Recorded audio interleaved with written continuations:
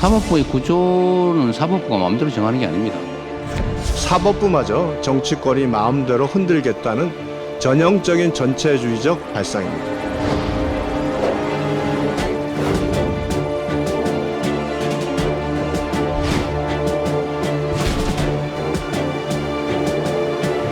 국제의 사법부의 의견을 충분히 제시하고 필요한 부분 합리적인 설명과 소통을 통해 설득해 나감으로써 국민 모두를 위한 올바른 길을 찾아 나가겠습니다.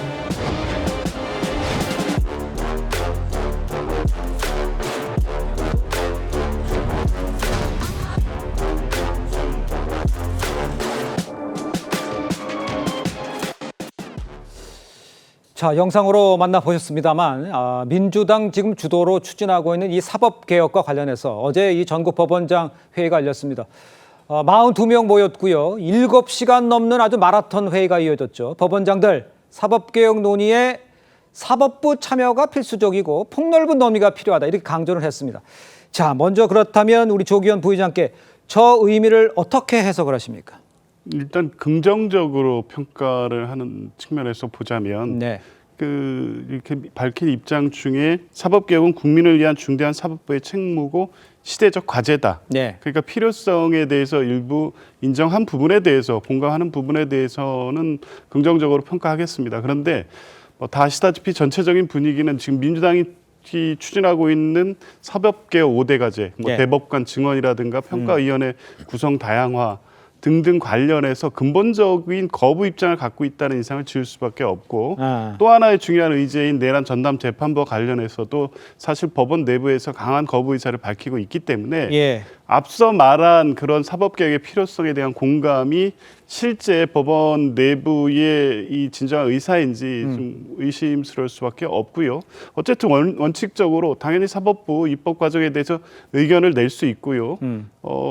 여러 가지 사법개혁 의제와 관련된 민주당의 논의 과정에서 네. 폭넓은 논의를 당연히 합니다. 네네네. 그 역할을 하면 되지만 지금 이미 논의가 본격화되는 시점에서 사실상 몇 가지 주요 의제에 대해서는 반대 입장을 밝히고 있는 상황에서 나온 입장이어서 예. 사법부가 사법개혁의 의지가 정말 있는지 좀 지켜봐야 될 것 같습니다. 알겠습니다. 개인적인 의견은 어떤지 제가 잠시 후에 다시 한번 여쭤보겠고요. 특히 특히 이 법원장들은요, 내란 특별재판부 추진에 대해서 신중한 접근이 필요하다 이렇게 뜻을 모은 것으로 지금 전해져 있어요. 내란 특별재판부에 대해서 법원장들 반대 의견을 낸 건데 글쎄요, 앞으로 사법개혁 어떤 영향을 미칠지. 법원에서 반대 의견을 냈다? 우리 윤기찬 부위원장께서는 어떻게 해석하십니까? 근데 사법이라는 것을 저희가 이제 심판으로 고치면 돼요. 사회에서 일어나는 여러 가지 각종 서로 주장에 대해서 어느 것이 맞고 어느 것이 틀린지에 대해서 심판 역할을 하는 거거든요. 근데 심판이 한쪽 경기 선수들 편이면 이게 안 되잖아요. 그래서 독립적으로 운영한다는 것인데 지금 대통령께서 말씀하시고 민주당이 추진하는 저 부분은 그 독립성을 허문다는 겁니다. 내란 재판부 보면 내란 재판부를 구성하는 것은 재판부 구성권은 사실 사법부의 고유 권한이어야 돼요. 왜냐하면 내 친구가 재판받는데 내 친구가 판단할 수가 없는 거잖아요. 그러니까 이게 발상 자체가 말이 안 되는 거고 대통령의 말씀 중에 굉장히 충격적이었던 부분은 마치 국회가 뭐든지 할 수 있는 것처럼 국회의원들은 국민이 선출한 거기 때문에 그 국민이 선출하지 않은 판사로 구성된 사법부를 마음대로 할 수 있다는 거. 네. 이거는 왜 틀리냐면 국민들이 가장 중요하게 여기는 약속은 헌법입니다. 네. 애당초에 우리가 약속을 할 때 헌법은 이거 가장 중요하게 지키자라고 했던 것인데 예. 그 헌법이 그렇게 하지 말라는 거거든요. 아하. 헌법이 마음대로 하지 말라고 입법, 사법, 행정을 설계해 놓은 것인데 이걸 허무는 저 말씀이 과연 우리나라 대통령께서 갖고 있는 인식의 표현이냐? 저는 예. 안 그랬으면 좋겠는데 그런 우려가 하나 있는 것이고 어쨌든 내란 특별재판부 같은 경우에도 예전에 그 60년대 쪽에는 그 특별법하고 특별재판부를 할 수 있는 헌법적 규정이 있었어요. 네네. 근데 지금 없는 것이거든요. 그렇기 때문에 재판부 임명권을 대법원장이 한다 하더라도 재판부를 구성하는 게 국회와 만약에 변협이 관여한다면 그거는 잘못됐다는 거죠. 그래서 예. 저 부분은 대통령께서 실현하신 것으로 저는 여기고 싶다 이런 말씀드립니다. 알겠습니다. 우리 김준욱 대변인께서는 어떻게 반박하시겠어요? 일단 저 어제 그 전국 법원장 회의가 열린 부분 뭐 필요성에 대해서 일부 공감하는 취지도 있습니다만 예. 지금 그 법원장 회의에서 가장 정작 제일 중요하게 나왔어야 되는 목소리는 안 나왔다라는 점입니다. 그게 뭔가요? 그 부분은 지금 사법부의 신뢰가 굉장히 많이 그 흔들리고 있는 이런 상황들이 사법부 스스로가 뭔가 자정의 노력 또는 어떤 그 반성하고 성찰하는 그런 모습이 네. 전혀 그런 목소리가 나오지 않았다. 가장 우선적으로 그런 목소리가 나왔고 왜 이 시점에 사법 개혁이 논의될 수밖에 없는 데까지 몰리게 됐는가 하는 부분들에 대해서 스스로 좀 얘기가 좀 있었어야 되는데 없다라는 하는 말씀드리고 네. 지금 좀 전에 윤기찬 변호사님께서 이런 말씀 주셨어요. 네. 이 사법부를 심판에 비유를 하셨습니다. 그런데 심판이 스스로 이 경기의 룰을 만드는 역할까지 할 것인가? 그렇지는 않습니다.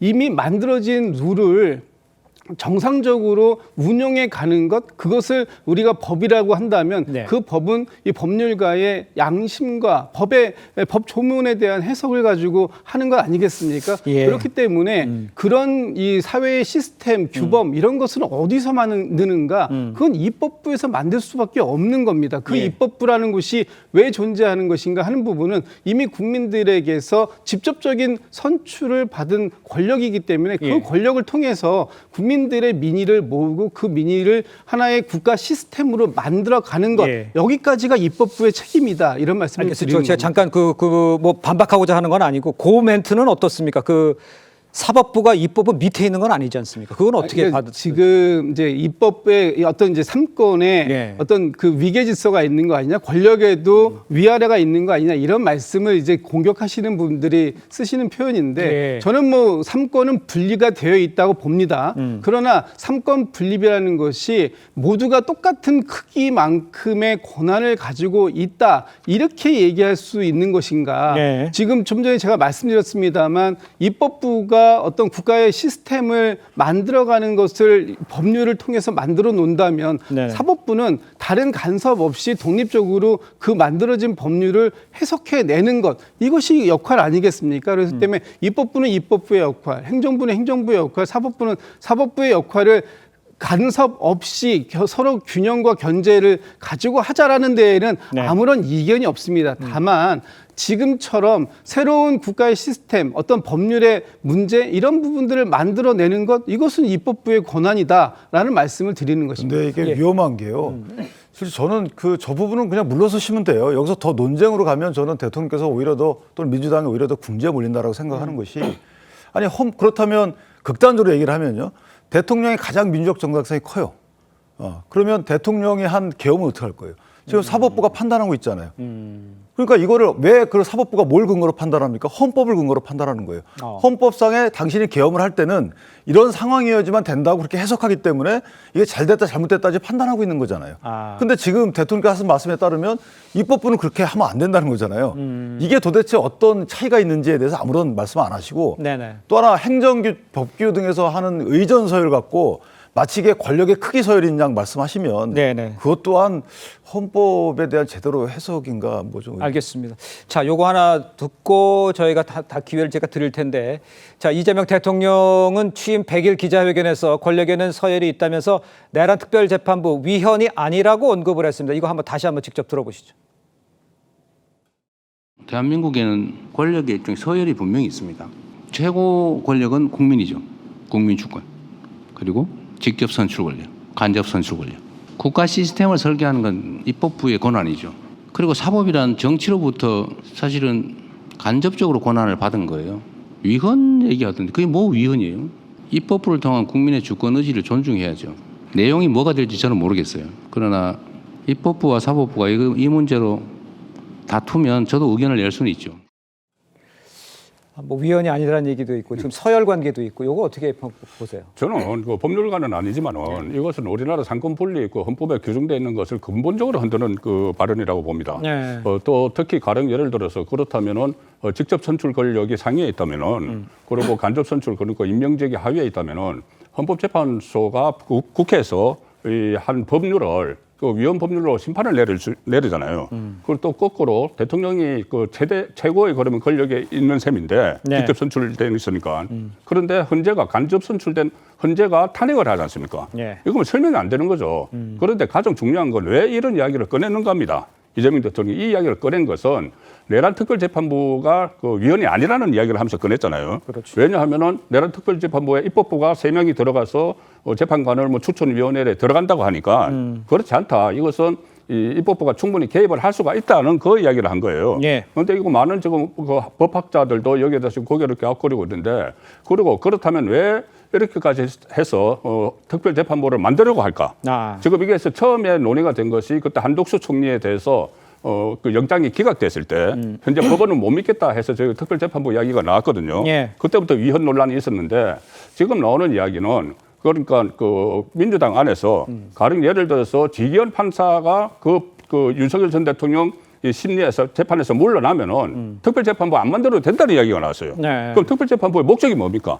윤석열 전 대통령에 대해서 지기현 판사가 그전에 구속 취소를 했기 때문에 혹시라도 무죄를 선고를 할까봐 예. 그 법원을 믿지 못하고 어떻게 하든 지금 윤석열 전 대통령에 대한 유죄를 이끌어내기 위해서 특별재판부라는 것을 만드는 것이 아닌가. 어제 그 법원장 회의에서도 그 지적이 나왔어요. 예. 보도가 됐습니다.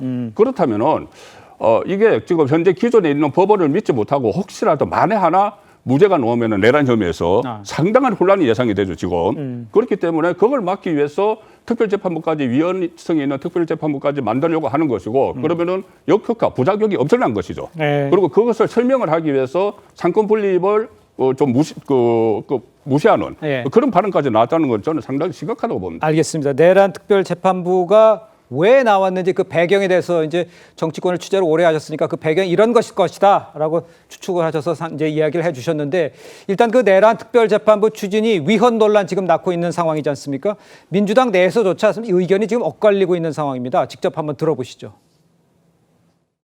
이런 특별재판부 설치를 헌법 개정 없이 국회에서 논의해서 법안을 통과시키려고 한다는 굉장히 위험한 발상입니다. 법원 스스로 개혁하게끔 우리가 유도를 해야지 국회가 나서서 그것을 직접 공격을 하고 법안을 고쳐서 한다는 것은 똑같습니다. 윤석열이 국회 그 상권 분립 정신을 무시하고 계엄을 발동해서 총칼을 들고 들어온 거와 뭐 당연히 위헌 아니죠.